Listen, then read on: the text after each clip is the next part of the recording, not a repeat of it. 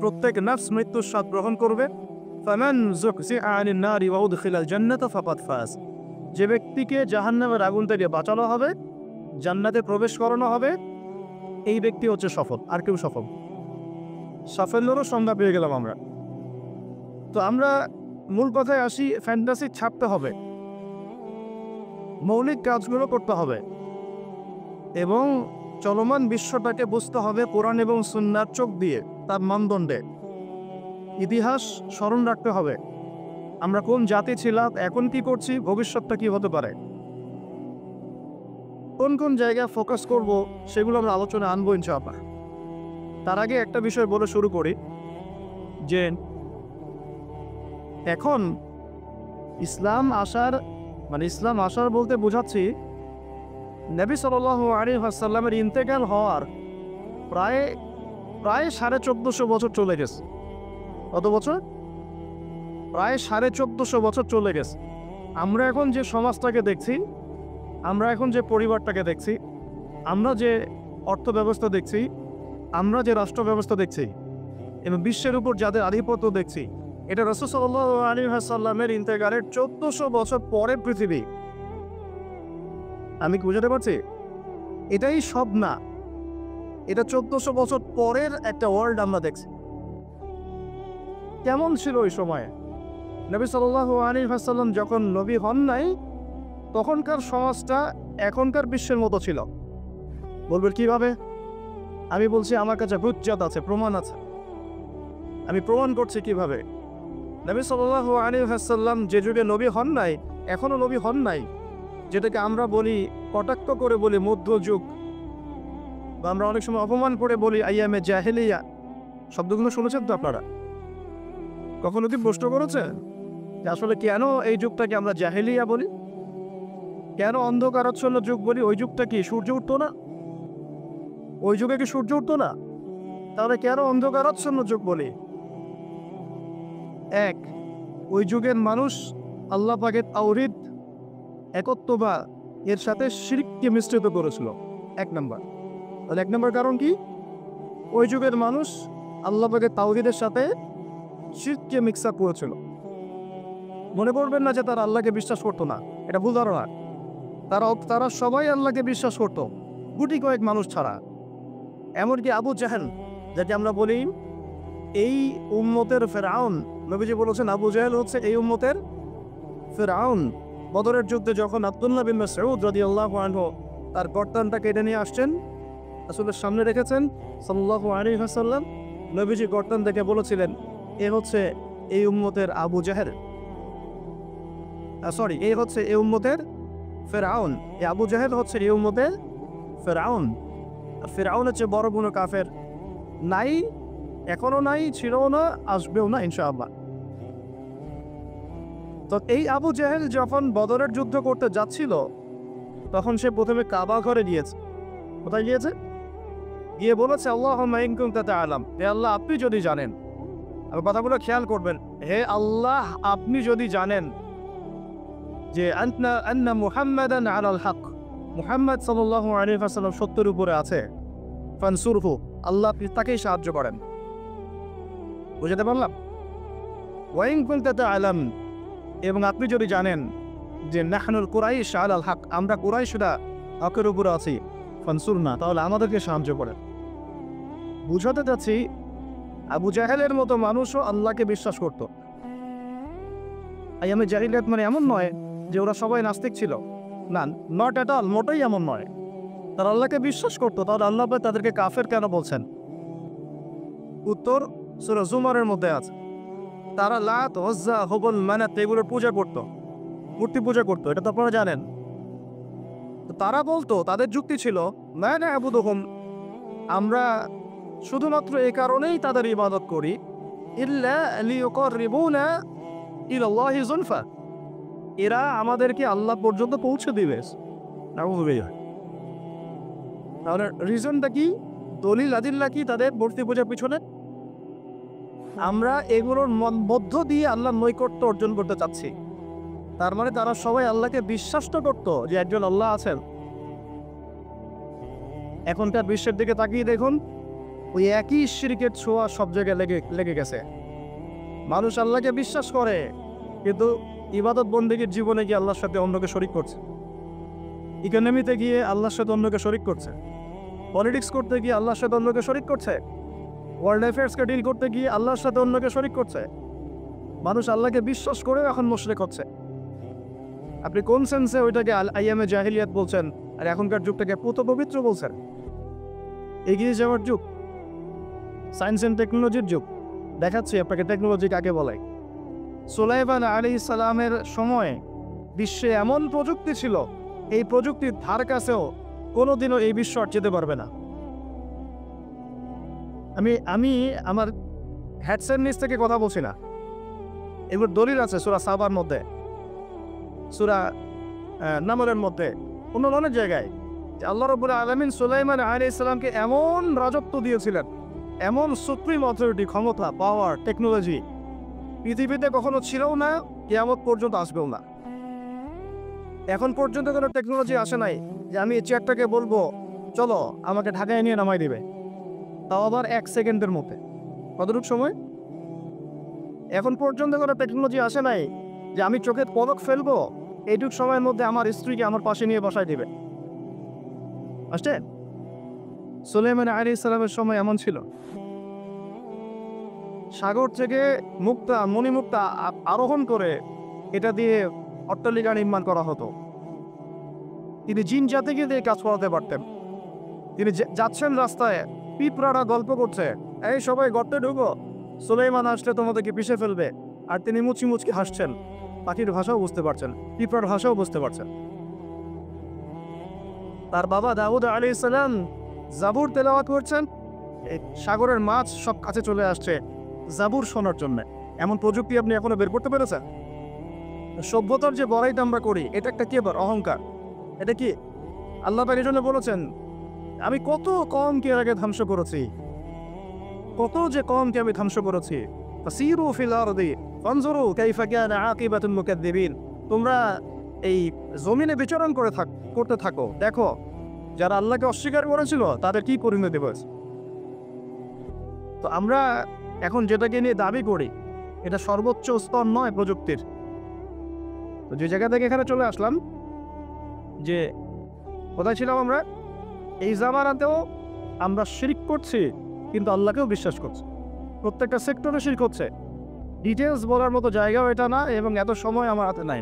আমি খালি সেক্টরগুলো বলে দিই। 1, এডুকেশন সেক্টর, শিক্ষা সেক্টর, এখানে শিরকের উপর শিরক করছে। আপনি যদি বিচক্ষণ হয়ে থাকেন, স্টাডি করেন, পড়াশোনা করেন, একটা অনেস্ট মন রাখেন, আগে সৎ একটা মন রাখেন। ডানে গেলে ডানে যাব, বামে গেলে বামে যাব, আমি নিউট্রাল থাকবো, আমি কোনো পক্ষ আগে নিব না, আমি যাচাই বাছাই করে দেখবো কথাটা সত্য না মিথ্যা। শিক্ষা ক্ষেত্রে শিরকের উপর শিরক হচ্ছে, শিরকের উপর শিরক। আজকে থেকে 25 বছর 30 বছর আগে যতটা শিরক ছিল না, এখন তার চেয়ে বেশি শিরক চলে আসছে।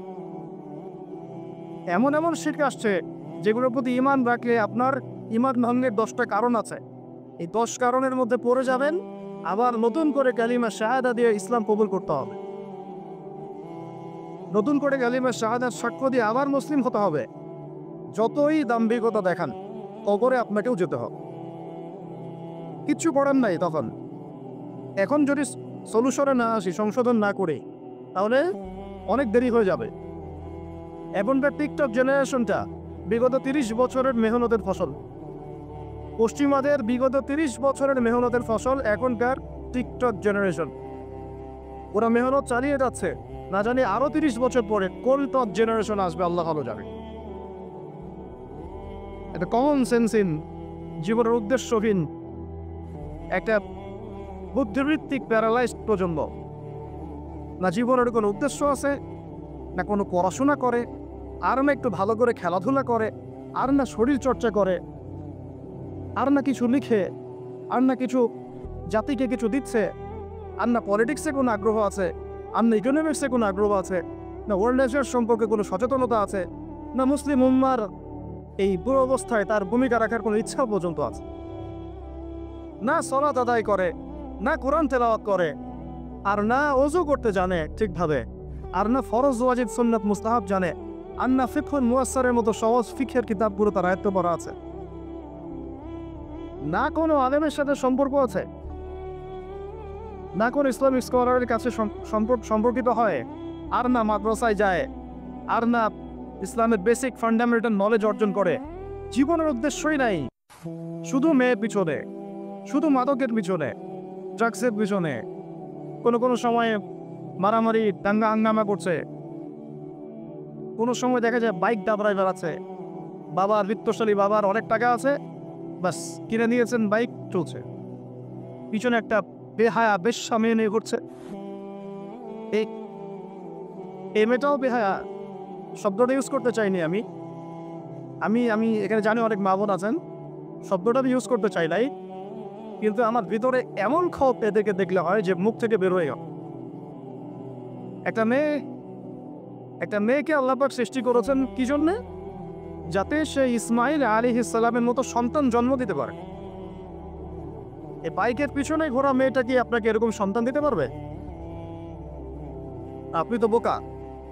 আপনি মনে করছেন যে অল্প সময়ের জন্য আমি তাকে এনে একটু মজা করি, তখন দেখা যাবে আপনারও জীবনে এমন কোনো মেয়ে আল্লাহ পাক দিয়েছেন যে ওই রকম অন্য কারোর সাথে বাইকে ঘুরে আসছিল, তখন কিছু করার থাকবে না, কিচ্ছু করার থাকবে না। আমার টপিক আজকে এটা না। এই প্রজন্মটাকে গড়েছে পশ্চিমারা বিগত 30 বছরে। কত বছরে?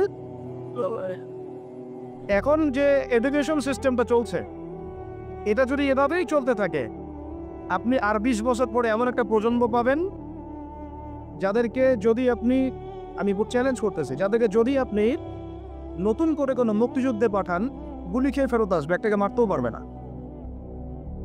না দেশের প্রতি কোনো মহব্বত আছে, না উম্মার প্রতি কোনো মহব্বত আছে, না দেশের জন্য কিছু করতে পারবে, না জাতির জন্যে, না উম্মার জন্যে। সবচেয়ে বড় স্তর হচ্ছে উম্মার জন্যে। সবচেয়ে বড় স্তর কি? উম্মার জন্যে, যে পুরো মুসলিম উম্মা একটা জাতি, আমি এমন একজন বড় নেতা হব যে পুরো মুসলিম উম্মার জন্য কাজ করব। এই যে চেতনা, জাজবা, পরিশ্রম, অধ্যবসায়, একটা ভিশন, একটা প্যারেন্টিং, একটা কনস্ট্রাকটিভ সিলেবাসে পড়াশোনা করা, তারবিয়াত, প্রশিক্ষণ, এই ধার কাছেও নাই জানার। আমরা ঢাকায় দেখি মানুষ খালি খাচ্ছে আর খাচ্ছে, সবাই বসে খায়। ফাস্টফুডের দোকান হাজার হাজার হাজার হাজার, সবাই মেয়ে ছেলে একসাথে বসে খায়, চটপটি, ফুচকা, বার্গার, পিৎজা, খাওয়াই যেন এদের কাজ।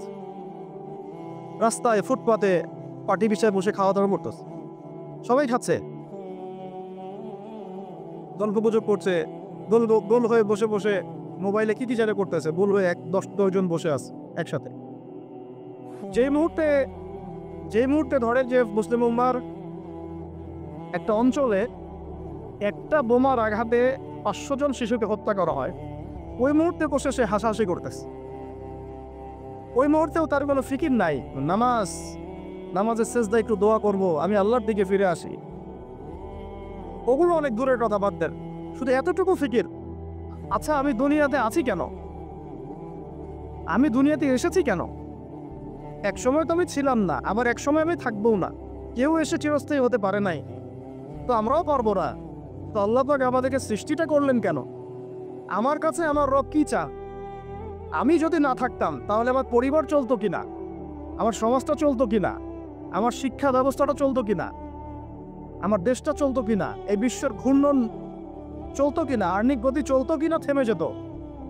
উত্তর না।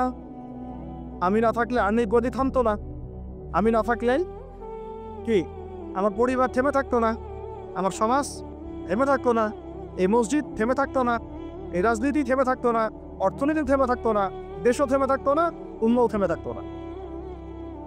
তাহলে আল্লাহ পাক আমাকে কেন সৃষ্টি করলেন? এই কথাগুলো বলা বা সচেতনতা তৈরি করা ছাড়া আমাদের হাতে কিছুই করার নাই। Not at all, absolutely nothing, কিচ্ছু করার নাই। এইসব ফ্যান্টাসি দিয়ে লাভ নাই। আপনাদের মধ্য থেকে জেনারেশন তৈরি করতে হবে, আপনাদের মধ্য থেকে আলেম তৈরি করতে হবে, আপনাদের মধ্য থেকে কারি, হাফেজ, দাঈল আল্লাহ এবং উম্মার নেতৃত্ব প্রদানকারী জেনারেশন তৈরি করতে হবে। এইসব চেয়ারে বসে কয়জন? সারা বাংলাদেশে হয়তো 50 জন, 100 জন। এই 100টা মানুষ ইউনাইটেড না, তারাও বিক্ষিপ্ত। 16 কোটি মুসলিমের দেশ বলছেন, 16,000 দলে বিভক্ত। এর মধ্যে সবচেয়ে বিশুদ্ধ যেটাকে আমরা মনে করি, সেখানেও দেখবেন যে আরো 10টা-20টা দল হয়ে বসে আছে। এর বাইরে গিয়ে আবার যারা বললো না তারা বিশুদ্ধ নয়, আমরাই সবচেয়ে বিশুদ্ধ, ওদের মধ্যেও 10টা দল হয়ে যাও। না তারা ইউনাইটেড, না তারা মানে আমরা, না আমরা ইউনাইটেড, আর না আমাদের কোনো আমিরুল মুমিনিন আছে যিনি সবাইকে একটা জায়গায় নিয়ে দিনের কিছু খেদমত নেবেন। আসসালামু আলাইকুম থাকবে, শুনলাম মানলাম আনুগত্য করলাম, এমন থাকবে? নাই। না কোনো ইকোনমিক বেস, না কোনো স্বতন্ত্র মিডিয়া, না স্বতন্ত্র প্রযুক্তি, না কোনো স্বতন্ত্র মানে পলিটিক্যাল প্ল্যাটফর্ম, কিছু না। অনেকেই দৌড়াচ্ছেন পশ্চিমাদের তন্ত্রমন্ত্রের পিছনে, এইটাও নেক্সট স্রোতে ধোকা খাচ্ছেন। আমি আমার কথা স্পষ্ট করে বলে দিই, এটাও নেক্সট স্রোতে ধোকা খাচ্ছেন। এটা তাদের জন্য শোভা পায় যারা ধর্ম এবং রাজনীতি আলাদা করে চিন্তা করে। তো ওইটা একটা জিনিস, এটা একটা জিনিস, সে তার মতো রাজনীতি করছে। এটা তাদের জন্য শোভা পায়। যাদের কাছে কোরআন আছে, যাদের কাছে হাদিস আছে, নবীর সুন্নাহ আছে, তারা যখন এই ড্রেনের মধ্যে নেমেছে, তখন ইসলামের খেদমতের জায়গায় ক্ষতিও বেশি হয়ে যাচ্ছে। কোনো কোনো সময় কিছু কিছু বেনিফিট হয়তো আপনি পাচ্ছেন, মনে করছেন এই অল্প অল্প বেনিফিটে হয়তো অনেক কিছু হয়ে যাবে। ভুল ধারণা আপনার। একটাই উপায়, একটাই মানহাজ, একটাই পথ পদ্ধতি, নবী সাল্লাল্লাহু আলাইহি ওয়াসাল্লামের সিরাত। নবী সাল্লাল্লাহু আলাইহি ওয়াসাল্লামের সিরাত, তার জীবনী। এই জীবনী আমাদেরকে শেখাবে কিভাবে ইসলাম শূন্য থেকে একদম আসমানে উঠেছে, কিভাবে ইসলাম একদম শিকড় থেকে শেকড়ে গিয়েছে, শেখাবে সিরাত, নবী সাল্লাল্লাহু আলাইহি ওয়াসাল্লামের জীবনী। ইয়াং জেনারেশনকে জিজ্ঞাসা করেন কতজন পড়েছে সিরাত। ওইখান থেকেই আপনাকে কথা বলছিলাম, ওই যুগটাকে কেন জাহিলি যুগ বলেন, এত কেন টিটকারি করি, এত কেন তাকে ধিক্কার দেই? কারণ ওই যুগে শিরক ছিল, শিরক আকবার। এখনকার বিশ্বের শিরক আকবার দিয়ে ভর্তি। কোন কোন সেক্টরে বলছিলাম, এডুকেশনে আছে শিরক, ইকোনমিক্সেও শিরক আছে। এটা বোঝার জন্যে অনলাইনের ব্রাদার সিস্টার্সরা আপনাকে হেদায়েত দিতে পারবে না। এটা বোঝার জন্য আপনাকে এমন স্কলারশিপের কাছে আসতে হবে যারা কোরআন এবং হাদিসকে দিয়ে বর্তমান ইকোনমিকে ডিল করতে পারে। শুধু সেকুলার ইকোনমি আর শুধু ইসলামিক ইকোনমি দিয়েও হবে না, দুটোকে কম্বাইন করতে পারে যারা এ ধরনের স্কলারশিপের কাছে আসেন, আপনাকে বুঝিয়ে দিবে এখানে অর্থনীতির মধ্যে শিরক আছে কোথায় কোথায়। কেউ কি আপনাদেরকে বোঝাতে সক্ষম হয়েছিল আজকে থেকে 10 বছর আগে যে আপনি যে পেপার মানি ইউজ করছেন এর মধ্যেও রিবা আছে, সুদ আছে? আমরা যে ইলেকট্রনিক মানিগুলো ইউজ করছি এর মধ্যেও রিবা আছে, সুদ আছে। রিবা মানে কি? রিবা সমান সমান নিজের মায়ের সাথে সেক্স করা। আর কোনো ভাষা আমার কাছে নাই। আমার কথাটা আপনার কলিজার ভিতর দিয়ে ঢুকে একদম মগজ দিয়ে বের হয়ে যাওয়া উচিত।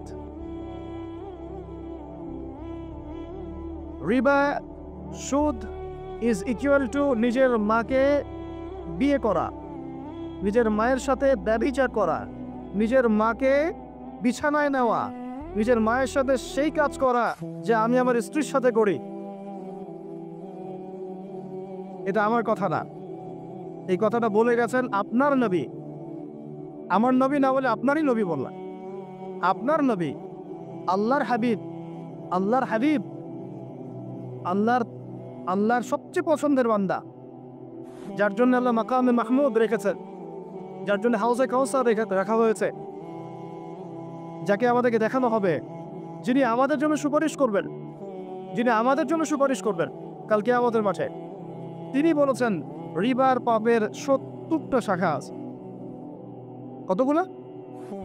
তার সবচেয়ে নিচের শাখা হলো নিজের মায়ের সাথে জেনা করা। সর্বোচ্চ পাপ কি তাহলে? সূরা বাকারা 279 থেকে পড়া শুরু করে আল্লাহ পাক বলছেন সর্বোচ্চ স্তরটা কি? রিবার। 1, রিবা সমান সমান আল্লাহর সাথে যুদ্ধ করা। 2, রিবা সমান সমান তার রাসূলের সাথে যুদ্ধ করা। পুরো বিশ্ব এখন আল্লাহ এবং তার রাসূলের সাথে যুদ্ধ করছে। পুরো ওয়ার্ল্ডটাই এখনকার এই যুগ, এই জেনারেশন। আইয়ামে জাহেলিয়াতের সুদটা ছিল শুধু মক্কায়, হয়তো একটু মদিনায়, হয়তো একটু আরবের জাজিরার মধ্যে, এতটুকু জায়গায়।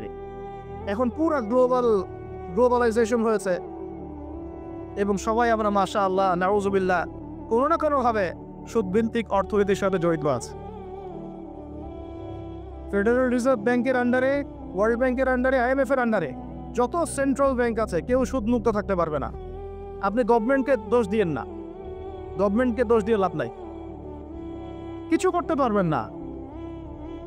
শিরকের গোড়া হচ্ছে এখন ওই পশ্চিমা শক্তিটা, একদম শিরকের গোড়া, তাগুতের গোড়া, যত শয়তানি অপায়ের মূল গোড়াই জায়গাটা। এরা এমনভাবে ইউনাইটেড হয়েছে, ইউনাইটেড নেশনস তো ফর্ম করেছে 1945-এর পর থেকেই, এমনভাবে ইউনাইটেড হয়েছে, এদের স্বার্থটাই হচ্ছে পশ্চিমাদের জয় জয়কার যেন হয়, মুসলমানদের ম্যাসাকার যেন হয়। এটাই তাদের ভিশন ছিল। এই ভিশনে বিগত 100 বছর থেকে আমরা হাঁটছি। আর এটাই জায়নিস্টদের ভিশন ছিল। এরা কারা? এরা ইহুদি খ্রিস্টানদের মধ্যে একটা জাতি, একটা গ্রুপ, যারা এই ওয়ার্ল্ডটাকে রুল করতে চায়, শাসন করতে চায়। এখনো চোখে আঙ্গুল দিয়ে দেখাতে হবে যে তারা ওয়ার্ল্ডকে শাসন করছে, বেশ শাক করছে। একদিনে যদি 500 কেন 5000 বাচ্চাকেও মেরে শেষ করে ফেলে, তবুও তাদের এগেনস্টে কোনো পদক্ষেপ তারা নিবে না, কোনো পদক্ষেপ নিবে না। তারা জালেমদের বিরুদ্ধে কোনো পদক্ষেপ নিবে না, বরং তারা বলবে আমরা আমাদের মিত্রদের পাশে আছি। এরপরেও আপনাকে আমাকে দাজ্জাল চিনাতে হবে, দাজ্জালের ফলোয়ার্স চিনাতে হবে, এবং ওদের এজেন্ট আপনাকে এখনো পৌঁছাতে হবে। ওরা কাউকে ছাড়বে না, একটা একটা করে ধরবে, একটা একটা করে আগাবে, একটা একটা করে ধরবে, একটা একটা করে আগাবে। এই সাবকন্টিনেন্টকে নিয়ে ওদের এত মাথা ব্যথা কেন? আর এই জায়গাটার মধ্যে অনেক কিছু হবে ইন ফিউচার, এই জায়গাটার মধ্যে অনেক মাথা ব্যথা। এবং আমি জানি না এই বিষয়গুলো আমাদের বড়রা বোঝেন কি না, বা কতটুকু বোঝেন। অথবা তারা বুঝলেও শুধু ওয়ার্ল্ড অ্যাফেয়ার্সের চোখ দিয়ে বোঝেন, কোরআন সুন্নাহর চোখ দিয়ে তো বুঝেন না। আল্লাহ রাব্বুল আলামিন তাদেরকে বন্ধুরূপে গ্রহণ করতে নিষেধ করেছেন আমাদেরকে। সূরা মাইদা খুলে পড়ে দেখেন, কোরআন তো আপনার ভাষাতেও আছে।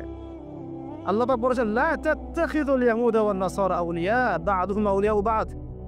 হে মুমিনগণ, তোমরা এই ইহুদি এবং নাসারাদেরকে বন্ধুরূপে গ্রহণ করো না। বিজনেস করতে আল্লাহ নিষেধ করেন নাই, বিজনেস, বাণিজ্য, ট্রেড, এগুলোতে আল্লাহ পাক নিষেধ করেন নাই। আল্লাহ বলেছেন ওদেরকে অ্যালায়েন্স হিসেবে গ্রহণ করো না, বন্ধুরূপে গ্রহণ করো না। বা'দুহুম আউলিয়াউ বা'দ, তারা একে অপরের বন্ধু। ওয়া মান ইয়াতাওয়াল্লাহুম মিনকুম ফাইন্নাহু মিনহুম, তোমাদের মধ্যে কেউ যদি ওদের দিকে মুখ ফেরাও, তুমি তাদের অন্তর্ভুক্ত হয়ে যাবে। ইন্নাল্লাহা লা ইয়াহদিল কওমা যালিমিন, আল্লাহ এই জালেমদেরকে হেদায়েত দিবেন না। বা'দুহুম আউলিয়াউ বা'দ, তারা একে অপরের বন্ধু। এখনো কি আপনাদেরকে চোখে আঙ্গুল দিয়ে বোঝাতে হবে যে এই জারজ রাষ্ট্রটা ঠিকই আছে পশ্চিমাদের সমর্থনে? 1914 সাল থেকে শুরু করে এই পর্যন্ত আমি হিসেব দিতে আসিনি এখানে কতজন মুসলিম ভাইকে তারা হত্যা করেছে, কতগুলো ভূমি তারা দখল করেছে, কতগুলো শিশুকে হত্যা করেছে, কতগুলো মা বোনকে উঠিয়েছে আর ধর্ষণ করেছে। এই পরিসংখ্যান দেওয়ার গায়েরও আমার নাই, কারণ এটা আমাদের নেগেটিভ, আমাদের জন্য নেগেটিভ। বলতে গেলে আমাদের ত্রুটি বা আমাদের শূন্যতা, আমাদের দুর্বলতা সবার সামনে প্রকাশ করা হবে, এই জন্য আমরা বলতে যাচ্ছি না। ডক্টর আলী মোহাম্মদ সাল্লাভি, তার বইগুলো পড়ে দেখেন, হিস্ট্রির, ডক্টর রাগিব সার্জনের বইগুলো পড়ে দেখেন, একটা পরিসংখ্যান পাবেন। পুরো জায়গাটাই কেন এত আগ্রহ এই জায়গাটা নিয়ে? কারণ তারা এখান থেকে দাজ্জালের রাষ্ট্রটা কায়েম করতে চায়। দাজ্জালের রাষ্ট্র কোনটা হবে? মিশরের নীলনদ থেকে শুরু করে এই ইরাকের ইউফ্রেটিস নদী পর্যন্ত পুরো হোলি ল্যান্ডটাই তারা দখল করতে চায়। পুরো বিশ্বের যত পলিটিক্যাল অ্যাফেয়ার্স সবকিছু এই বিষয়টাকে কেন্দ্র করে হচ্ছে, কারো চোখ খুলতেছে না এখনো। এদের যত কিছু তারা ওয়ার্ল্ডে করছে, বিগত 100 বছরে করে যাচ্ছে, এটা শুধু জেরুজালেমের জন্য। তারা বিশ্বকে শাসন করতে চায়, ওই জায়গা থেকে তারা বিশ্বটাকে শাসন করতে চায়। আমরা গতকালকে দেখে আজকের সিদ্ধান্ত নেই, আর তারা বিগত 100 বছর থেকে প্ল্যান করে করে করে এই জায়গায় এসেছে ইসরায়েলিস্টরা। এবং তাদেরকে বন্ধুরূপে গ্রহণ করতে আল্লাহ পাক আমাদেরকে নিষেধ করেছেন। কিন্তু এই কথাটা আরবের মুনাফিকদেরকে কে বুঝাবে? চতুর্দিকে বসে আছে এবং তাদের প্রত্যক্ষ সমর্থনে ওদের মস্তক টিকে আছে, চোখের সামনে রক্তের বন্যা বয়ে যাচ্ছে, আর ওরা বলছে আমরা ব্যবস্থা নিচ্ছি, আমরা এই বিষয়ে উদ্বিগ্ন, এটা মানবতা বিরোধী কাজ। এই পর্যন্ত শেষ, দ্যাটস অল, ফুল স্টপ। কারো কোনো শক্তি সামর্থ্য হলো না সবাইকে এক টেবিলে বসানোর, অন্যগুলো বয়কট করার।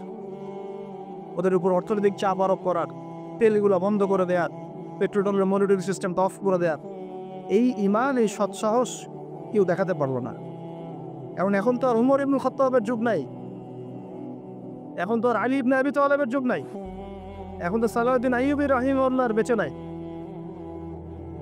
এখন আমাদের শেখরা বেঁচে আছে। আরো অবাক হই বাংলাদেশের মাটিতে, আরো অবাক হই, এতটাই অবাক হই যে কথা বলার ভাষা হারিয়ে ফেলে। এরকম সিচুয়েশনেও কিছু মানুষকে দেখা যায় ওই মাজলুমদের পক্ষ না নিয়ে জালেমের পক্ষ নিচ্ছে, ঘুরিয়ে ফিরিয়ে ফতোয়া দিচ্ছে, ঘুরিয়ে ফিরিয়ে। আর সরাসরি বললেই হয় যে আমরা ইসরায়েলের টাকায় চলি, বললেই হয়। এতদূর পর্যন্ত যখন বলেছেন, এটুক বললেই তো হয়ে যায়, নিজের অবস্থানটা স্পষ্ট হয়ে যায়। না আছে ইতিহাসের জ্ঞান, না সত্যিকার অর্থে আকীদা মানহাজের জ্ঞান আছে, আর না সত্যিকারের সিরাত বোঝে, আর না দিন কায়েমের কোনো জাজবা আছে। আমাকে একটা প্রশ্ন উত্তর দেন, যদি আল্লাহ না করুক মদিনা মুনাওয়ারায় কেউ হামলা করে, যদি আল্লাহ না করুক, ইতিহাসে কিন্তু করা হয়েছে অনেকবার, ইতিহাস পড়ে দেখবেন। এখন যদি কেউ করে, এটা কি শুধুমাত্র সৌদি আরবের অভ্যন্তরীণ সমস্যা থাকবে? ওরা সামাল দিবে, আমরা কিছু বলবো না, আমরা শুধু বলবো আমরা উদ্বিগ্ন, নিন্দা জানাই। আচ্ছা, হামলা করে যদি পুরো জায়গাটা মদিনাটা দখলই করে ফেলে এবং মদিনাবাসীকে কাটা শুরু করে, গুলি করে ব্রাশ ফায়ার করা শুরু করে, আমরা কি বলবো এটা সৌদি আরবের অভ্যন্তরীণ সমস্যা? এটা তারা সামাল দিক। এবং তখন যদি কিছু ভাই, ওই আরবেরই কিছু ভাই অস্ত্র নিয়ে প্রতিহত করা শুরু করে, তখন নিশ্চয়ই আমরা ওদেরকে বলবো ওদের আকীদা ঠিক নাই, ওদের মানহাজ ঠিক নাই, ওদের কাজটা ভুল, ওরা আত্মঘাতী সিদ্ধান্ত নিচ্ছে, ওরা ভুল করছে, পাগলামি করছে, নিশ্চয়ই আমরা এগুলো বলবো না। তখন যদি কেউ এরকম কথা বলতে পারে, তাকে আপনি মুনাফিক ছাড়া আর কি শব্দ বলতে পারেন? আর কিছু আছে শব্দ প্রয়োগ করেন? আরেকটা কথা বলতে পারেন, একটা হাদিস আসছে, যখন তোমার লজ্জা থাকবে না তখন তুমি যা ইচ্ছা তাই করতে পারো। এটা হাদিস। যখন তোমার লজ্জা থাকবে না তুমি যা ইচ্ছা তাই করতে পারো, যা ইচ্ছা তাই করতে পারো। আমাকে উত্তর দেয়, যদি এখন এই আক্রমণগুলো ইহুদিরা এখানে আশ্রয় না করে এইখানে করতো, মক্কায় যেখানে মসজিদে হারাম আছে, কাবা আছে, ওখানে একটা মিসাইল ফেলতো, আমরা নিশ্চয়ই বলতাম এটা সৌদি আরবের অভ্যন্তরীণ সমস্যা, এটা ওরা সামাল দিবে। আমরা শুধু দোয়া করব, আল্লাহ আবাবিল পাখি পাঠিয়ে ইহুদিদেরকে হত্যা কর, তাই না? আর আল্লাহ পাকও নিশ্চয়ই আবাবিল পাঠাবেন। মনে রাখবেন, এটা আবাবিল পাখি আসার যুগ নয়, এটা আবরাহার যুগ নয়, এটা আবরাহার যুগ নয় যে আবাবিল আসবে। আবাবিল পাখির নাম নয়, আবাবিল মানে ঝাঁকে ঝাঁকে, তৈরন আবাবিল, আবাবিল মানে ঝাঁকে ঝাঁকে। এটা আবাবিলের যুগ নয়, আবরাহার যুগ নয় যে আবাবিল এসে আপনাকে উদ্ধার করবে বিপদ থেকে। এটা মূসার যুগ নয় আলাইহিস সালাম, যে আকাশ থেকে মান্নার সালোয়া পড়বে, রিজিকের জন্য আপনাকেই বের হতে হবে, আল্লাহর উপর তাওয়াক্কুল করতে হবে। এটা কোন যুগ? আল্লাহ বলছেন এটা এই যুগ। ইন তানসুরুল্লাহ ইয়ানসুর, তোমরা যদি আল্লাহকে সাহায্য করো তবেই আল্লাহ তোমাদেরকে সাহায্য করবেন। একদম স্পষ্ট শুনে রাখেন, এখন আসমান থেকে ফেরেশতা নামবে না, এখন আমাদের জন্য এখন নামবে না। তোমরা যদি আল্লাহর দ্বীনকে সাহায্য করো তবেই আল্লাহ তোমাদেরকে সাহায্য করবেন। ওই সাব্বিত আকদামাকুম, তোমাদের পা আল্লাহ পাক শক্তিশালী করবেন, দৃঢ় রাখবেন। এই যুগ। এটা কোন যুগ? আল্লাহ বলছেন ইন্নাল্লাহা লা ইউগাইয়িরু মা বিকওমিন, আল্লাহ পাক কোনো কওমের অবস্থা ততক্ষণ পরিবর্তন করেন না, হাত্তা ইউগাইয়িরু মা বিআনফুসিহিম, যতক্ষণ না তারা নিজেরাই নিজেদের অবস্থা পরিবর্তনের চেষ্টা করে। এটা এই যুগ। এখন আপনার জন্য আবাবিল আসবে না। এটা কোন যুগ? আল্লাহ বলছেন ওয়াইন তাতাওয়াল্লাউ, যদি তোমরা চেষ্টা না করো, মুখ ফিরায় চলে যাও, ইয়াস্তাবদিল কওমান গায়রাকুম, আল্লাহ তোমাদের সবাইকে সরিয়ে দিবেন, দিয়ে নতুন একটা কওম নিয়ে আসবেন। সুম্মা লা ইয়াকুনু আমসালাকুম, তারা তোমাদের মতো অপদার্থ হবে না। আমাদেরকে সরাতে আল্লাহ পাকে কি দরকার হয়? একটা ভাইরাস, একটা মহামারী, একটা ভূমিকম্প, আজকে একটু লড়াই আছে না, এগুলো কিচ্ছু না, এগুলো ওয়ার্নিং আসতেছে। কারণ মহামারীর পরে সানাওয়াতু জালাজিল আসবে, হাদিসে আসছে। ভূমিকম্প শুধু না, ভূমিকম্পের বছরগুলো আসছে সামনে। সানা মানে একটা বছর, সানাওয়াত মানে অনেকগুলো বছর, জালজালা মানে ভূমিকম্প, জালাজিল ভূমিকম্পের বহু বছর, সানাওয়াতু জালাজিল মানে ভূমিকম্পের বছরগুলো তোমাদের সামনে আসছে। কে বলেছেন এটা? নবী সাল্লাল্লাহু আলাইহি ওয়াসাল্লাম। এখন পর্যন্ত কি বিশ্ব দেখেছে যে কয়েক বছর ধরে ভূমিকম্প হচ্ছে? ইতিহাস পড়ে দেখে তো কখনো এসেছিল? তার মানে সামনে আসবে। কেন আসবে না? কোন কোন পাপের কারণে আসে? জিনা, ঘরে ঘরে জিনা, ঘরে ঘরে জিনা। ঘরে ঘরে বলতে প্রত্যেকটা ঘর বুঝাই নাই, অবশ্যই অনেক ঘর পবিত্র ভালো আছে, অনেক জায়গায় বেশিরভাগ জিনার মধ্যে ঢুকে আছি আমরা। নাউজুবিল্লাহ, হেফাজত করুন। মাদক, অশ্লীলতা আর কি কারণে আসে? বেপরদামি, বেহায়াপনা, মিউজিক অ্যান্ড ইনস্ট্রুমেন্ট, এই তো কারণগুলো তো এইগুলাই। মাপে কম দেওয়া। পৃথিবীতে সর্বপ্রথম যে কমটাকে ভূমিকম্প দিয়ে ধসিয়ে দেওয়া হয়েছে সেটা হলো কওমে মাদিয়ান। কোন কম? কওমে মাদিয়ান, শুআয়ব আলাইহিস সালামের কওম। কি পাপের কারণে ভূমিকম্প দিয়ে ধসিয়ে দেওয়া হলো? তারা মাপে কম দিত, তারা মাপে কম দিত এবং মানুষের সম্পদ আত্মসাৎ করত। মানুষের সম্পদ আত্মসাৎ করত। এই দুইটা পাপই এখন করা হচ্ছে। প্রচুর ব্যবসায়ী মাপে কম দেন, মানুষের সম্পদ আত্মসাৎ করেন। আল্লাহ পাক আমাদেরকে হেফাজত করুন। আমি এই জায়গায় ছিলাম, অনেক ভিতরে চলে যাব না হলে। মৌলিক জায়গাটায় আসেন যে এখন মনে করবেন না যে বিশ্বের মধ্যে শিরক নাই, প্রতিটা সেক্টরেই শিরক আছে। আর তারা এই পুরো বিশ্ব ব্যবস্থাটাকে নিয়ন্ত্রণ করছে কি কারণে? যাতে করে তারা মুসলমানদের উপর তাদের নির্যাতনের স্টিম রোলার চালাতে পারে এবং তাদের মানে বিশ্ব পরিচালনার এই সুপ্রিম অথরিটি তাদের হাতে নিতে পারে, আর কিছু না। প্রত্যেকটা বিষয় নিয়ন্ত্রিত হচ্ছে আকসা কেন্দ্রিক, জেরুজালেম কেন্দ্রিক, জায়নিজম কেন্দ্রিক এবং পশ্চিমারা। আমরা কোনো না কোনোভাবে এই প্যাচে পড়ে গেছি। বলছিলাম যে এডুকেশনে আপনি শিরক পাবেন, ইকোনমিতেও পাবেন। পলিটিক্স নিয়ে আমি বলতে চাচ্ছি না কথা, এটা খুব ভালো করেই আমরা জানি যে আমরা কোন পথে হাঁটছি। এগুলো আল্লাহ রাব্বুল আলামিনের খেলাফতের দায়িত্ব নয়।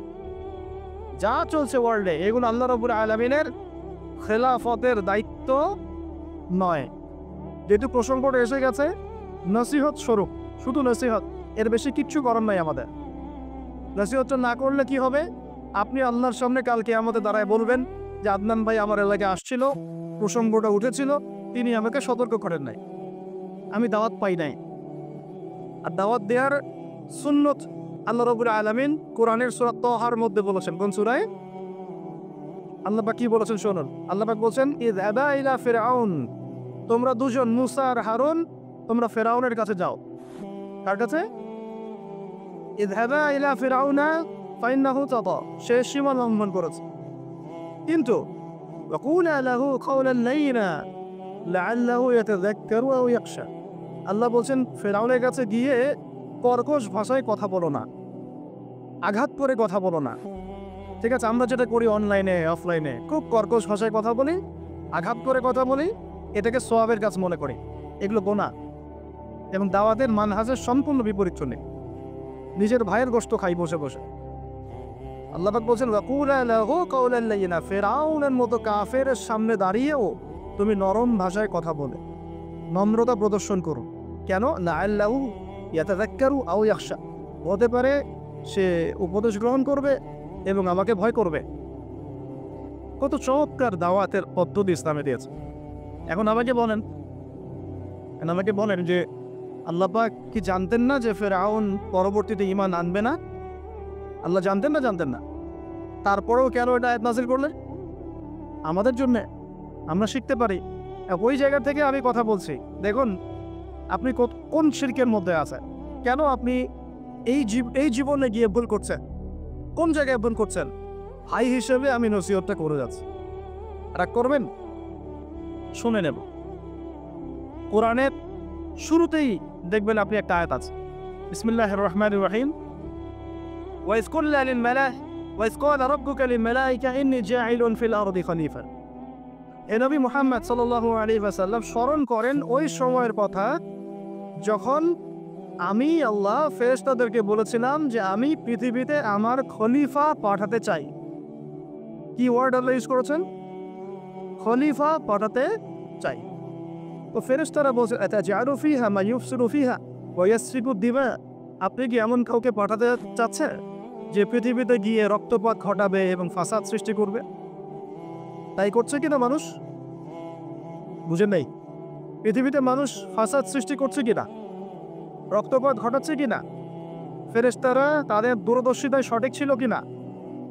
ছিল। তারপর আল্লাহ বললেন ইন্নী আ'লামু মা লা তা'লামুন, আমি যা জানি তোমরা সেটা জানো না। মানে আমার এমন অনেক শুকরগুজার বান্দা থাকবে যারা এই কাতারভুক্ত হবে না। ঠিক আছে, আল্লাহ রাব্বুল আলামিন আদম আলাইহিস সালামকে খলিফা বললেন। এরপরে অনেক গল্প, এটা বলতে অনেক সময় লাগবে। নাম শিক্ষা দিলেন, সমস্ত নাম, নাম মানে জ্ঞান, সমস্ত জ্ঞান ফেরেশতাদেরকে দিয়ে সেজদা করালেন। ইবলিস করলো না, মনে আছে? ইবলিস করলো না, উল্টা চ্যালেঞ্জ করলো। কি চ্যালেঞ্জ করলো? যে আপনি খলাকতানি মিন নার ওয়া খলাকতাহু মিন তিন, আমাকে সৃষ্টি করেছেন আগুন দিয়ে, তাকে মাটি দিয়ে, আমি কেন সেজদা করব? আল্লাহ বলছে মা মানাআকা আল্লা তাসজুদা ইযা আমারতুক, তোমাকে সেজদা করতে কে নিষেধ করবো? তখন সেই যুক্তি দেখালো আল্লাহ রাব্বুল আলামিনের সামনে। আল্লাহ পাক বলছেন ফাখরুজ মিনহা ফাইন্নাকা রাজিম, এখান থেকে বের হয়ে যাও, আমার আদেশ অমান্য করে তুমি অভিশপ্ত শয়তান হয়ে গেছো। ফাইন্না আলাইকা লা'নাতা ইলা ইয়াউমিদ্দিন, কিয়ামত পর্যন্ত তোমার উপর লানত। ইবলিস বলছে আনজিরনি ইলা ইয়াউমি ইউবআসুন, আচ্ছা ঠিক আছে, আমাকে বের করে দিচ্ছেন, আমাকে কিয়ামত পর্যন্ত অবকাশ দেন। আল্লাহ বলছেন ফাইন্নাকা মিনাল মুনজারিন, যাও তোমাকে অবকাশপ্রাপ্তদের অন্তর্ভুক্ত করা হবে। এবার ইবলিস চ্যালেঞ্জ করছে ফাবিমা আগওয়াইতানি, হে আল্লাহ আপনি যার জন্য আমাকে বের করে দিলেন, এ আদম সন্তানরা শুনেন কথাটা ভালো করে, প্রত্যেক আদম সন্তান কথাটা ভালো করে শুনেন। ফাবিমা আগওয়াইতানি, হে আল্লাহ আপনি যে আদমের কারণে আমাকে এখান থেকে বের করে দিলেন, লাআকউদান্না লাহুম সিরাতাকাল মুস্তাকিম, আমি সে আদম সন্তানের এই সরল পথে ওত পেতে বসে থাকবো, একদম ওত পেতে বসে থাকবো। সুম্মা লাআতিয়ান্না মিন বাইনি আইদিহিম, আমি আদম সন্তানদের সামন থেকে আসবো, ওয়া মিন খালফিহিম, তার পিছন দিক থেকে আসবো, ওয়া আন আইমানিহিম, তাদের ডান দিক থেকে আসবো, ওয়া আন শামাইলিহিম, তাদের বাম দিক থেকে আসবো, ওয়া লা তাজিদু আকসারাহুম শাকিরিন, আপনি বেশিরভাগ আদম সন্তানকে শুকরগুজার পাবেন না। ইবলিস তার চ্যালেঞ্জে সঠিক না ভুল, এখনকার বিশ্ব এবং পরিবেশের দিকে তাকায় দেখেন, বেশিরভাগ মানুষ আল্লাহর পথে আসে না নাই।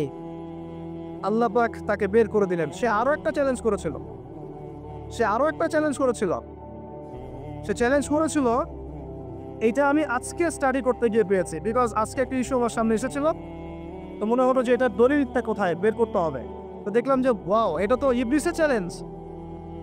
এখনকার যে প্রবলেমসগুলো আপনি ফেস করছেন, জিনার প্রবলেম, ফ্রি মিক্সিং এর প্রবলেম, তারপরে এই যে ব্যভিচারের প্রবলেম, অশ্লীলতার প্রবলেম, ইভেন ট্রান্সজেন্ডারের প্রবলেম, হ্যাঁ ট্রান্সজেন্ডারের প্রবলেম, সমকামিতার প্রবলেম, এগুলো ইবলিসের চ্যালেঞ্জ ছিল। সুবহানাল্লাহ, এগুলো ইবলিস আল্লাহর সাথে চ্যালেঞ্জ করেছিল যে আমি আদম সন্তানকে এইভাবে পথভ্রষ্ট করব। কি বলেছে জানেন? সূরা নিসা 119 নম্বর আয়াতে ইবলিস এই চ্যালেঞ্জটা করেছে, ওয়ালা উদিল্লান্নাহুম, শুধু তাই নয়, আমি আদম সন্তানদেরকে অবশ্যই পথভ্রষ্ট করব। এক, ওয়ালা উমান্নিয়ান্নাহুম, আমি অবশ্যই আদম সন্তানদেরকে মিথ্যা আশ্বাস দিব। কি দিব? মিথ্যা আশ্বাস দিব। ওয়ালা আমুরান্নাহুম, আমি আদম সন্তানকে আদেশ করব, ফালাইউবাত্তিকুন্না আযানাল আনআম, তারা পশুর কানগুলোর মধ্যে ছিদ্র করা শুরু করবে।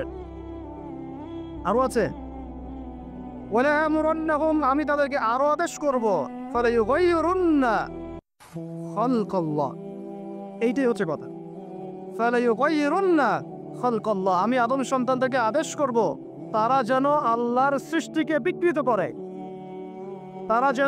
আল্লাহর সৃষ্টিকে বিকৃত করে। আব্দুল্লাহ বিন মাসউদ রাদিয়াল্লাহু আনহু এই আয়াতের আলোকে বলছেন যে মেয়েরা রূপলাগ করে এরাও তার অন্তর্ভুক্ত, যে মেয়েরা বা ছেলেরা হাতে ট্যাটু আঁকে তারাও এর অন্তর্ভুক্ত, যারা দাঁত শান করে, নর্মাল আল্লাহ পাক স্বাভাবিক যা দিয়েছেন তাকে শান করে, শানিত করে, ধারালো করার চেষ্টা করে, এরাও তার অন্তর্ভুক্ত। তাহলে যারা নিজেদের লিঙ্গ কেটে ছেলে থেকে মেয়ে হচ্ছে, এরা কাদের অন্তর্ভুক্ত? এটাকে আমরা প্রমোট করতেছি। কিভাবে এরকম একটা মানুষ আমাদের এমপি মন্ত্রীর সাথে দেখা করতে পারে, সুসংবাদ দিতে পারে, কিভাবে তারা ইন্সপিরেশন পায়, কোত্থেকে ইন্সপিরেশন পায়? এটা একটা ছেলে বাহ্যিকভাবে ছেলে, মানসিকভাবে মেয়ে। মনে রাখবেন, ট্রান্সজেন্ডার প্রবলেম আর হিজড়ার সমস্যা এক নয়। হিজড়ার সমস্যাটা জন্মগত সমস্যা। এটার বিধান ইসলামে আছে, কোরআন সুন্নাহ এটার বিধান আছে। আয়েশা রাদিয়াল্লাহু আনহার কাছেও একজন হিজড়া এসেছিল। নবী সাল্লাল্লাহু আলাইহি ওয়াসাল্লাম তাকে বলেছিলেন যে তার মধ্যে যদি পুরুষের স্বভাব বেশি থেকে থাকে তাহলে তার কাছ থেকেও আমাদেরকে পর্দা করতে হবে। কথা বুঝতে পারছেন? তার মধ্যে যদি পুরুষের স্বভাব বেশি থাকে তাহলে মেয়েরা তার থেকে পর্দা করতে হবে। এমন ভাবার সুযোগ নাই যে সে তো তৃতীয় লিঙ্গের মানুষ, পর্দার দরকার নাই। নো। তো হিজড়ার প্রবলেমটা ইসলামে আছে, সলিউশন ইসলামে আছে। এটা কি সমস্যা? ট্রান্সজেন্ডার সমস্যা। সে বলছে আমি ফিজিক্যালি মেল কিন্তু মেন্টালি ফিমেল। তাহলে একটা মানুষের যদি ফিজিক্যাল স্ট্রাকচার পুরুষের হয় আর মানসিকতা যদি মেয়েদের হয়, তাহলে চিকিৎসা তো করতে হবে মানসিক অবস্থা। তাকে মানসিক ট্রিটমেন্ট দিয়ে তাকে পুরুষ বানাতে হবে। এটা হলো ইসলামিক ট্রিটমেন্ট। আর আপনি এখানে এরা কি করছে? বাহ্যিকভাবে পুরুষাঙ্গ কেটে ফেলে, পুরুষের যে অন্ডকোষ সেটা সব কেটে ফেলে সে ওইখানে সার্জারি করে মেয়ে হচ্ছে, এবং বুকের মধ্যে স্তনের মধ্যে সার্জারি করে মেয়ে হচ্ছে। এটা হলো ট্রান্সজেন্ডার। ওয়ালা আমরান্নাহুম ফালায়ুগাইয়িরুন্না খালকাল্লাহ। তারা আল্লাহ পাকের সৃষ্টিকে বিকৃত করবে। এই যে শয়তান চ্যালেঞ্জ করেছে, এখন দেখেন ওই যুগ চলছে। বুঝলেন? এই কারণে ওই যুগে আমরা চলে আসছি। শয়তান চ্যালেঞ্জ করেছিল সামন থেকে আসবো। সামন থেকে আসবো মানে কি? স্পষ্ট কুফর শিরক এগুলো নিয়ে আসবে, চিনতে পারবেন স্পষ্ট কুফর শিরক। পিছন থেকে আসবো মানে কি? এমন কিছু নিয়ে আসবে আপনি চিনতে পারবেন না কোনটা সত্য কোনটা মিথ্যা। ডান দিক থেকে আসবো মানে কি? আপনাকে দুনিয়া নিয়ে আসবে, দুনিয়ার চিন্তা পেরেশানি দিয়ে দিবে। বাম দিক থেকে আসবো মানে কি? পরকালের ফিকির আপনাকে বিভ্রান্ত করে রেখে দিবে, নেক্সট স্রোতে ধোকা খাওয়াই দিবে। এখানে বলছে আমি অবশ্যই পথভ্রষ্ট করব। এরা পশুর কান ছিদ্র করবে এবং আল্লাহর সৃষ্টিকে তারা বিকৃত করবে। আব্দুল্লাহ বিন মাসউদ রাদিয়াল্লাহু আনহুর যুগে তো এরকম জেনারেশন ছিল না, তাই তিনি ওই কথাটা বলতে পারেন নাই। তখন তিনি বলেছেন গ্রুপ লাইক করলে ওই অন্তর্ভুক্ত হবে, খুব দাঁত শান করে উপরে ফেললে অন্তর্ভুক্ত হবে, ট্যাটু আঁকলে অন্তর্ভুক্ত হবে। আল্লাহ পাক স্বাভাবিক যা দিয়েছেন তার থেকে যদি অস্বাভাবিক পরিবর্তন করতে যায় সৃষ্টিকে, তাহলে এর অন্তর্ভুক্ত হবে। তবে যেসব ক্ষেত্রে ইসলাম অনুমোদন দিয়েছে ওই ক্ষেত্র জায়েজ। যেমন ওই যে ছাগলকে অনেক সময় খাসি করা হয়, এগুলো সাহাবীদের যুগেও ছিল, এগুলো করাও হয়েছে, অনুমোদনও আছে ইসলামে, চাইলে করতে পারে। কিন্তু একটা আদম সন্তানের আকৃতিকে এভাবে আপনি পরিবর্তন করে দিবেন, এটাকে উৎসাহিত করে দিবেন, এটা নিয়ে বই লেখা হবে, প্রমোট করা হবে। সুবহানাল্লাহ, আমরা কোন যুগে চলে আসলাম? আমরা দেখতে দেখতে কোন যুগে চলে আসলাম? আজকে থেকে 30 বছর আগেও একটা ছেলে যদি একটা ছেলের দিকে আকর্ষিত হতো, এটাকে মানসিক রোগ বলা হতো। এখন এটাকে জায়েজ করে দেওয়া হচ্ছে। ও দেখা যায় প্রতি 100 জনের মধ্যে 5 জন 6 জন দেখা যায় সমকামী। ফেসবুক এগুলো ঘাটাঘাটি করলে চোখ কপালে উঠে যায়। আগে যেমন পতিতালয়ের জন্যে এই ছেলেপেলেগুলো কিছু পাগল ছিল, ওখানে গিয়ে রাত কাটাতো। তারপরে ওদেরকে বাসায় নিয়ে আসা শুরু হলো। মানে একটা ছেলে একটা মেয়েকে ভাড়া করে বাসায় নিয়ে আসতো, রাত কাটাতো। এটাও তো একটা নোংরা যুগ ছিল কয়েকদিন আগেই। এখন কি হয় জানেন? একটা ছেলে আর একটা ছেলেকে ভাড়া করে বাসায় নিয়ে যায়।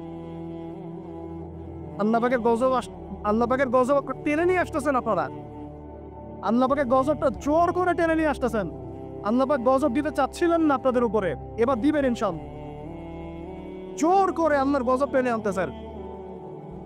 আমি জেনারেশনের অধঃপতন, আগে চিঠি লিখতো গোপনে গোপনে, লজ্জা শরম হায়া ছিল, রিক্সায় করে যাওয়া যাবে না, কেউ দেখে ফেললে সমস্যা হবে। তারপরে এমন জেনারেশন আসলো সব কিছু ওপেন, ওদের আলাপই শুরু হয় হ্যান্ডশেক থেকে এবং 7 দিনের মধ্যে বেড়ে যাওয়া শেষ। এরপর চেঞ্জ করতে থাকে একটার পর একটা। তারপর চলে আসলো সিরিয়ালের যুগ। সিরিয়াল এসে শেখালো বাসায় স্বামী থাকলেও যথেষ্ট না, বাইরে একটা স্বামী লাগবে। বাসায় মেয়ে থাকলে যথেষ্ট না, আরেকটা বউ বাইরে লাগবে। এটা শুরু হলো, এটা চলতে শুরু করলো, এখন এটা কমন হয়ে গেল। নবী করিম সাল্লাল্লাহু আলাইহি ওয়াসাল্লাম বলেছেন, আল্লাহর পরে যদি আমি কাউকে সেজদা করার আদেশ করতাম, আমি মেয়েদেরকে বলতাম তারা যেন স্বামীদেরকে সেজদা করে। এখন তো আপনারা সব তসলিমা নাসরিনের ফ্যান হয়ে বসে আছে। ওরা আপনাদেরকে ব্রেইন ওয়াশ করে দিয়েছে। সব ক্ষেত্রে সমান অধিকারের কথা আপনাকে কে বলেছে? কোনো কোনো ক্ষেত্রে আপনাকে অগ্রাধিকার দেওয়া হয়েছে। আপনি খুঁজছেন সমান অধিকার, আর ইসলাম দিয়েছে অগ্রাধিকার। কত বোকা আপনি! কোন কমন সেন্স নাই, ননসেন্স। বাসায় ঘরে ঘরে প্রবলেমসগুলো চলতেছে, ঘরে ঘরে। কেন এত বেসবর, কেন এত আনুগত্যহীনতা, কেন? কথা শুনতে হবে, মানতে হবে, বিশ্বাস করতে হবে। সম্পর্ক শুধু ভালোবাসার বলে টিকে থাকে না। সম্পর্ক টিকে থাকে একে অপরের বিশ্বাসের ফলে, একে অপরের শ্রদ্ধাবোধের উপরে, একে অপরের সম্মান বোধশক্তির উপরে। এগুলোর উপর সম্পর্ক টিকে থাকে। সৌন্দর্য, ভালোবাসা তো আজ আছে কাল নাই। বিশ্বাস, রেসপন্সিবিলিটি, সবর, এটা আজ, এগুলোর উপর সম্পর্ক টিকে থাকে। তখন ভালোবাসা এত লম্বা হয় যে দেখেন অনেক চাচা চাচিরা আছে এখনো বৈবাহিক সম্পর্ক হচ্ছে 40 বছর, এখন পর্যন্ত কোনোদিন ঝগড়া লাগে নাই। এমনকি ওই চাচিকে আপনি বলেন যে বাসার থেকে অন্য জায়গায় থাকতে, ও স্বামী মরে গেলেও ওই স্বামীর ভিটে ছাড়তে রাজি না, না আমি আমার এই স্বামীর ভিটে ছাড়তে রাজি নই। এই তো 40 বছর আগে জেনারেশনটাকে আপনি দেখেন, আর এখনকার মেয়েদের জেনারেশনটাকে আপনি দেখেন। কিসের সেকুলার ঘরের মেয়ে আর কিসের মাদ্রাসার মেয়ে, সবই একই অবস্থা। ইল্লা মাশাআল্লাহ, ইল্লা মাশাআল্লাহ। এখন এগুলোর ফলশ্রুতিতে যখন দেখা যাবে যে কনফ্লিক্ট তৈরি হচ্ছে, তখন আবার দেখা যাবে কি আইন কানুন সমাজ পরিবেশ সব মেয়েদের পক্ষে। দিন শেষে আপনি দোষী হয়ে যাবে, দিন শেষে দোষটা আপনার ঘাড়ে এসে পড়বে। মানে সমস্যা ক্রিয়েট হতে হতে হতে হতে এমন একটা জায়গায় যাবে যে তখন আপনি রিয়াক্ট না করে থাকতে পারবেন না। তখন যদি আপনি কোনো রিয়াক্ট করে ফেলেন, সব দোষটা তখন আপনার ঘাড়ে গিয়ে পড়ে। এভাবে আস্তে আস্তে পরিবারগুলো ভেঙে যাচ্ছে। ভালো লাগছে না, আল্লাহ পাকের নেয়ামত ভালো লাগছে না। আর যারা দিনদার, যে স্বামীরা দিনদার, পরহেজগার, মুত্তাকি এবং দ্বীনের পথের পথিক, তাদের জন্য স্ত্রীদের ভূমিকা কেমন হওয়া উচিত? স্বামীকে স্পেস দিতে হবে, তার মাথাটাকে ঠান্ডা রাখতে হবে, তাকে আল্লাহর জন্য অক্ষ করে দেওয়া লাগবে যে আমার স্বামী আল্লাহর জন্য, আমার স্বামী উম্মতের সম্পদ। তার যেন কোনো পেরেশানি না হয়, তাকে যেন এক গ্লাস পানিও ঢেলে খেতে না হয়। সে ওই টাইমটা যেন আল্লাহর দিকে দিতে পারে। এতে আমিও জান্নাতে যাব, সেও জান্নাতে যাবে ইনশাআল্লাহ। পরিবারগুলো এভাবে হচ্ছে না।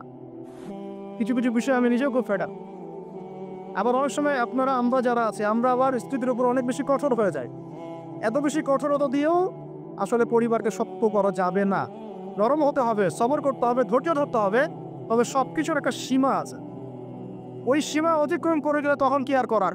তখন আসহাবুল কাহফ হয়ে যেতে হবে। আসহাবুল কাহফ, নিজের কবরের ফিকে নিজে করি, নিজের পথ নিজে বুঝি, কিছু করার নাই। তো যেখান থেকে এখানে আসছি ভাই, আমি অনেক লম্বা সময় নিয়ে ফেলতেছি। আপনার কি বিরক্ত হচ্ছে? আচ্ছা, এই যে আল্লাহ সৃষ্টিকে বিকৃত করা, এই যে আমি আপনাকে জেনারেশনের ক্রমবর্ধমান অধঃপতন দেখাচ্ছিলাম। ওই সময় ছিল এরকম, তারপরে আসতেছে না, তারপরে ব্যভিচারের যুগ, তারপরে পারিবারিক ভাঙনের যুগ চলতেছিল, এরপরে আসলো সমকামিতার যুগ। এবং সমকামিতা আস্তে আস্তে ওপেন হতে হতে নতুন শব্দ নিয়ে আসছেন ট্রান্সজেন্ডার। মানে এখন ভিতর থেকে নাকি সে ছেলে, বাইরে থেকে মেয়ে, বাইরে থেকে ছেলে, ভিতর থেকে মেয়ে। মানে বাইরে থেকে ছেলে, ভিতর থেকে মেয়ে, আবার ভিতর থেকে ছেলে, বাইরে থেকে মেয়ে। যদি এমনই হয় তাহলে সমস্যাটা কি শারীরিক না মানসিক? আমাকে বলেন, এই সমস্যাটা কি শারীরিক সমস্যা না মানসিক? ওর জন্য মানসিক হাসপাতাল খোলেন, ওর জন্য ওকে পাবনায় পাঠান, অথবা অন্য কোনো জায়গায় পাঠান, চিকিৎসা করতে হবে। মাথা থেকে সে মেয়ে, একটু বোঝেন, মাথা থেকে মেয়ে, বাইর থেকে ছেলে, সার্জারি করে সে মেয়ে হচ্ছে। মেয়ে হয়ে কার সাথে সে সেক্সুয়াল সম্পর্ক করবে? ছেলের সাথে না মেয়ের সাথে? ছেলের সাথে না মেয়ের সাথে? তাহলে আগে ছিল ছেলে, সার্জারি করা হলো মেয়ে, যৌন সম্পর্ক করবে কার সাথে? ছেলের সাথে। তার মানে সে ছেলে ছিল, ছেলের সাথেই যৌন সম্পর্ক করছে। এই আদতে একটা সমকামী। এটা ট্রান্সজেন্ডারশিপ নয়, এটা একটা সমকামিতাই। শুধু একটা ঘুরিয়ে খেলেন আপনি। ওই সুদকে সরাসরি খাওয়ার, ঘুরিয়ে খাওয়ার না। একটা ছেলে, একজন মনে করেন যে মেয়ে, ফিজিক্যালি মেয়ে, মানসিকভাবে ছেলে, সার্জারি করে এখন সে ছেলে হতে যাচ্ছে। তো এ যৌন সম্পর্ক করবে কার সাথে? মেয়ের সাথে। তাদের সৃষ্টিগতভাবে ছিল মেয়ে, যৌন সম্পর্ক করছে এখন মেয়ের সাথে, সেও একটা সমকামী। তাহলে আদতে এসব নামগুলো দিয়ে আমরা সমকামিতা প্রমোট করলাম। আর সমকামিতা সম্পর্কে এই যে আল্লাহ পাকের কালাম কোরআনুল কারীমের মধ্যে এমন ভয়াবহ শাস্তির কথা আছে, এটা অন্য কোনো পাপের কারণে হয়। আল্লাহ পাক বলেছেন, এ লূত, তোমার কম এমন পাপ করছে, এই পাপ এই মহাবিশ্বে কেউ কোনোদিন করে নাই।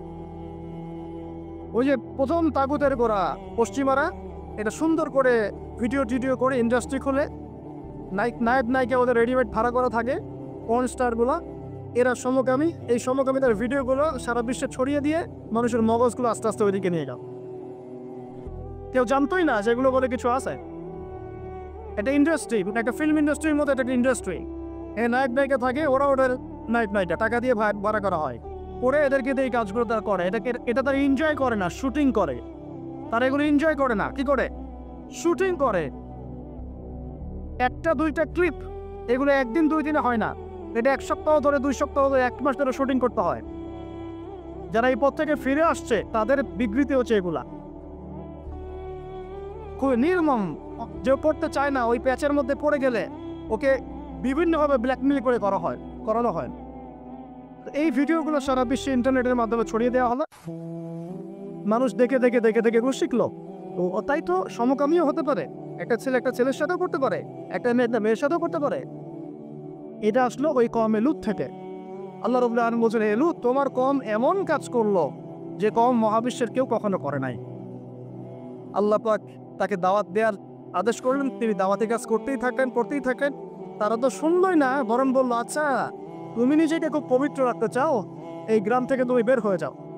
লূত আলাইহিস সালাম বের হয়ে গেলেন, তার স্ত্রী তার কথা শুনলো না। আল্লাহ পাক বললেন, তা তোমার স্ত্রী এই জালেমদের অন্তর্ভুক্ত হয়ে যাবে, তুমি নিজে এইখান থেকে বের হয়ে যাও। লূত আলাইহিস সালাম বের হয়ে গেলেন। আল্লাহ রাব্বুল আলামিন 2 জন ফেরেশতাকে পাঠালেন, একজন জিবরাইল আলাইহিস সালাম, একজন মিকাইল আলাইহিস সালাম, সুন্দর বালকের রূপে। টকটকে অনেক সুন্দর বালক থাকে না, দেখতে মিষ্টি। এই বালকদের দিকে পর্যন্ত তাকাতে নিষেধ করা হয়েছে। এই বালকদের দিকে, ছোট ছোট সুন্দর ছেলের চেহারার যে বালকরা আছে, কিশোর, এদের দিকেও অনেকক্ষণ তাকায় থাকতে নিষেধ করা হয়েছে, যাতে ওদের দিকে কোনো আকর্ষণ সৃষ্টি না হয়। এখন তো বলতে লজ্জা লাগে, বিভিন্ন জায়গায় মাদ্রাসার মধ্যে এইসব ঘটনা ঘটছে এখন। এটা কি মাফ হয়ে যাবে মনে করেছে?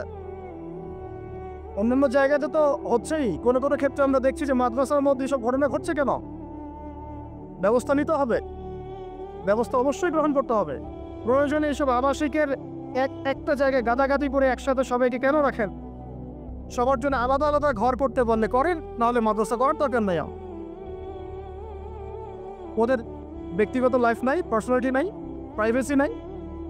একটা কম্বলের নিচে আপনি 3 জনকে ঘুম পাড়াচ্ছেন কেন? আস্তে আস্তে তো একটা সমস্যা সৃষ্টি হয়ে যেতে পারে। এটা তো পর্নোগ্রাফির যুগ এটা।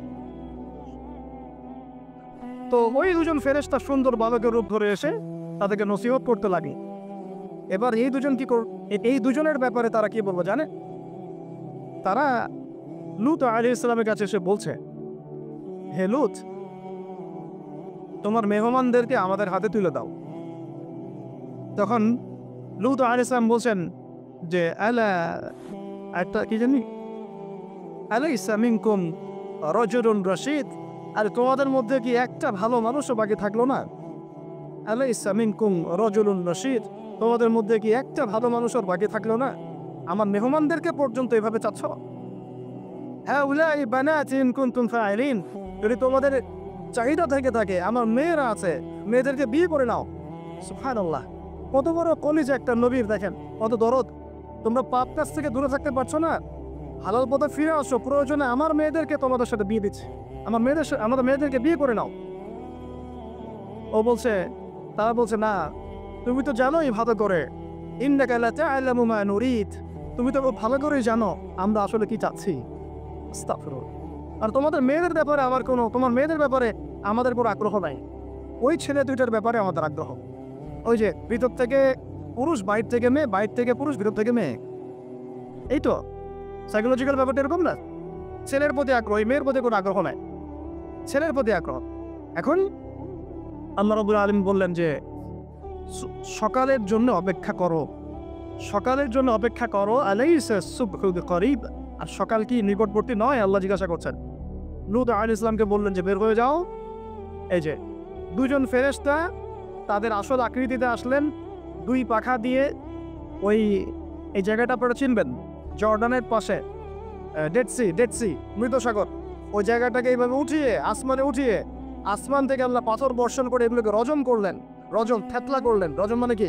পাথর নিক্ষেপ করে থেতলা করে দেয়া, তারপরে এই জায়গাটাকে উল্টিয়ে দাফন করে দিলেন। এটা হলো এই ডেড সি, মৃত সাগর। এই সাগরে কেউ ডুববে না, এই সাগরে যে যাবে বেঁচে থাকবে। এখন আমরা কি এই শাস্তিটাকে ডেকে নিয়ে আসতে চাচ্ছি আল্লাহর কাছ থেকে? আমরা এই শাস্তিটাকে আমরা ডেকে নিয়ে আসতেছি বাংলার মাটিতে। এই শাস্তি তো পশ্চিমারা পড়বেই, এই শাস্তিতে পশ্চিমারা পড়বেই, কারণ এটা ওরা প্রমোট করেছে সারা বিশ্বে, এটা ওরা প্রমোট করেছে। এই জন্যই হাদিসের সাথে মিলিয়ে নেবেন, কিয়ামতের আগে আগে 3-3টা বড় বড় ভূমিকম্প হবে, 1টা 2টা না, 3-3টা। তার মধ্যে একটা হবে পশ্চিমা বিশ্বে। আমি এখনই বলে দিলাম, এমন ধস হবে, একটা পুরো বড় অংশের মাটিতে দেবে যাবে, ধসে যাবে। এটা সামনে আসতেছে, কারণ তারা সমকামীদের পাপটাকে সারা বিশ্বে প্রমোট করেছে, কারণ তারা সুদের ভিত্তিতে সারা বিশ্বে আল্লাহ এবং তার রাসূলের সাথে যুদ্ধ করেছে, মায়ের সাথে জেনা করেছে। আল্লাহর সাথে যুদ্ধ করে যেমন পার পাওয়া যাবে না, রাসূলের সাথে যুদ্ধ করে পার পাওয়া যাবে না। এই যে সমকামিতা প্রমোট করে, পর্নোগ্রাফি প্রমোট করে, মাদকদ্রব্য ছড়িয়ে দিয়ে সারা বিশ্বের মাজলুম মুসলমানদেরকে হত্যা করে, কোনোদিন পার পাওয়া যাবে না। আল্লাহ পাক সবর করছেন, দেখছেন, কিন্তু আল্লাহ পাক ছেড়ে দিবেন না, এটা ছেড়ে দিবেন না। এই ভূমিকম্পটা আসতেছে সামনে। আর 2টা কোথায় কোথায়? আর একটা পূর্ব দিকে। এখন কোন দিক? পৃথিবীর সেন্টার থেকে আপনারা হিসাব করে দেখে নেন। আর একটা বাকি থাকবে, ওইটা হচ্ছে মাঝখানে, এই যে জাজিরাতুল আরবের মধ্যে। তো প্রিয় ভাইরা, অনেক ভিতরে চলে গেলাম। আল্লাহ পাক আমাদেরকে এই ধরনের যাবতীয় ফিতনা ফাসাদ থেকে হেফাজত করে দেন। এই জেনারেশনকে সতর্ক করার জন্য কথাগুলো বললাম। আল্লাহর ওয়াস্তে জানার দিকে যায় না, সমকামিতার বিষটা উপরে ফেলবেন। যদি এরকম কাউকে মনে হয়, ওকে চিকিৎসা করাবেন। ওর চিকিৎসার দরকার, মানসিক চিকিৎসার দরকার। নিশ্চয়ই ওর ভিতরে কোনো না কোনো মানসিক রোগ আছে। আর এই ধরনের ডিভাইস এডিকশন থেকে আপনারা দূরে থাকবেন। ভালো কাজে সময় ব্যয় করবেন, ভালো মানুষদের সাথে থাকবেন, নিজেকে ব্যস্ত রাখবেন। অলওয়েজ নিজেকে ব্যস্ত রাখবেন দিনই কাজে, যেন 1 ঘন্টা আপনার অপচয় না হয়। 1 ঘন্টা সময় পেয়েছেন, আপনি বই নিয়ে পড়তে বসে যান, বা অনলাইনে যদি যেতে হয় ভালো কিছু সার্চ করেন, ভালো করে রিসার্চ করেন, টাইমটা কাজে লাগান। অলস বসে থাকবেন, দুনিয়ার শয়তানি মাথায় চাপ। এটা আমাদের জেনারেশনকে শেষ করে ফেলছে। প্রিয় ভাইরা, জাহেলিয়াত থেকে এতদূর পর্যন্ত এসেছি, এখন আমি আস্তে আস্তে খালি শেষ করে দেবো, জাস্ট পয়েন্টগুলো মিলিয়ে নেন। ওই শিরক এখনকার বিশ্বে আছে কি নাই বলেন?